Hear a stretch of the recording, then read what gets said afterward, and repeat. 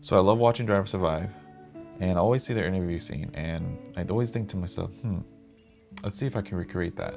My name is Ricky, I'm a filmmaker, and I've been lucky enough to work on some great projects. Now, don't get me wrong, I still practice. I still try to make the craft better. So every time I watch movies, shows, documentaries, I always find myself dissecting what I'm watching. Sometimes I get lost in that and don't get to enjoy what I watch, but it's a love-hate relationship I have right now. So while I watch Drive Survive, I always see their interview scene, and I tell myself, let's recreate this, because I definitely think we can. And that goes back to me saying of practice on your craft, making sure you just always become a student and stay a student. That's my big thing in the filmmaking world. So I did it, I recreated it, and I wanted to share how I did it and my thought process behind it.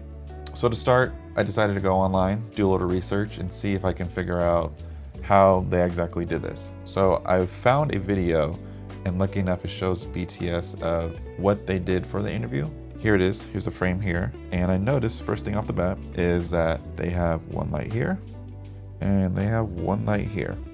And what I'm noticing here is that the light is about 45 degrees from the subject, and then it looks like this light here is essentially pushing off onto the background, and that's giving a slight separation from the person being interviewed and the background.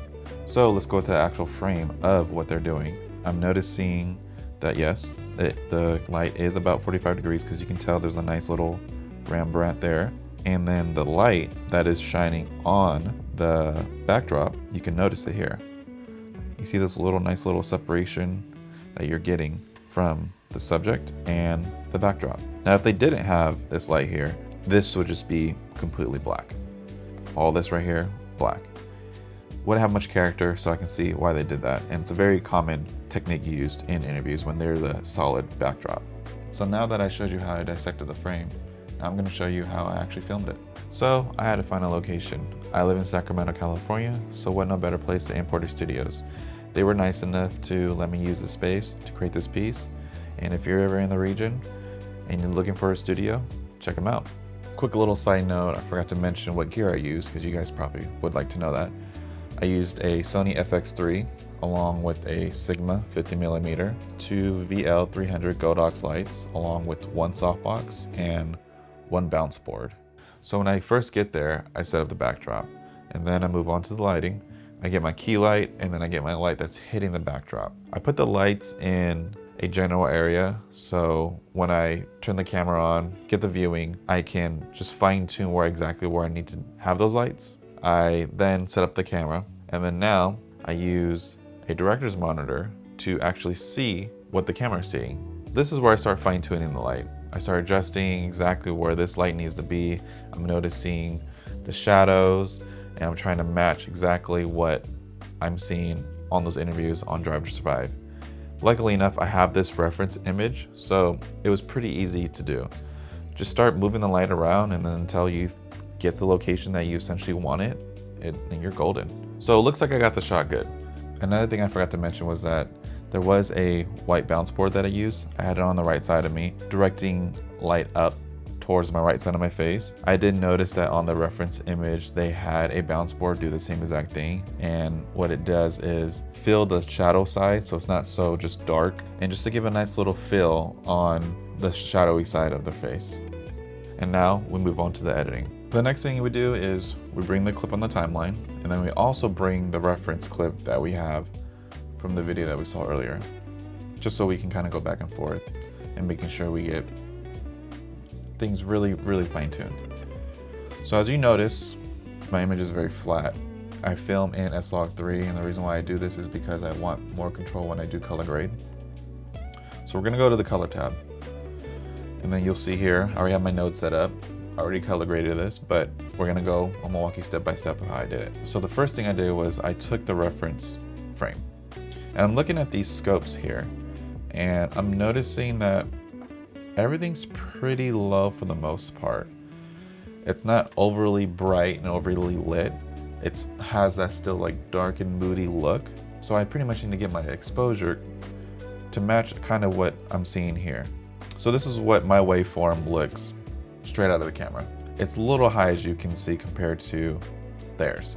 So what I did first was, using the HDR tool, I brought this down a little bit just to bring it down into that lower half of the waveframe. Next thing I do is add a little bit of color just so I can get a better sense of what I'm looking at. And then I'll add some contrast to the image. Sometimes I use the HDR whales, primary whales, or even the curves. It's just whatever I'm feeling that day. And if you notice here, I just pretty much brought a little contrast down. And if you notice what it does here, let me go back. It brings and crushes a little bit more and gives a little more contrast. See, it's just such a big difference from here to here. It matches a little bit better now, what we're seeing here. And then for the highlights, I bring this a little down here just to bring the highlights up a little bit. And if you're seeing here, this and this is matching pretty well so far. And then the next thing I do is trying to match the backdrop a little bit more. See how there's not much showing here except this little behind his head and shoulders? Mine is just too lit, way too lit. So what I did is I grabbed a qualifier window, what it looks like here, placed it over here, feathered it a little bit just so I can get a nice little gradient, and that's such a harsh line. And as you can see here, this is what it looks like with that gradient. So another thing I forgot to mention was the backdrop doesn't match exactly to what the reference image looks like, but I'm okay with that. I wasn't trying to get it exactly the same. Obviously, if I do more editing and mess with the feathering a little bit more, I can get it pretty close, but I'm totally okay with it, how it looks now. This stuff is hard, doing YouTube and trying to say what you need to say off the top of your dome. It's tough. It's a real struggle for me, but I'm going to get through it. I'm gonna learn, and we'll just get through it. Back to the video. And that's pretty much it. That's how I recreated the interview scene from Drive to Survive. Now, I'm sorry if it was kind of a little all over the place and not as in-depth as I wanted to be, but hopefully I gave all the information that you can use to do this yourself. I want to start doing more of these and hopefully get better at what I want to do and share my process, and hopefully maybe you can learn from something like this as well. And then hopefully I can get better at speaking as well, because it's tough. Trust me, I've taken a lot of takes for this one video. But that's it. Let me know down below if you want to know anything else, or if you want me to recreate a scene that you like and see how I do it and my thought process and how I edit it. Just let me know. That's it. Bye.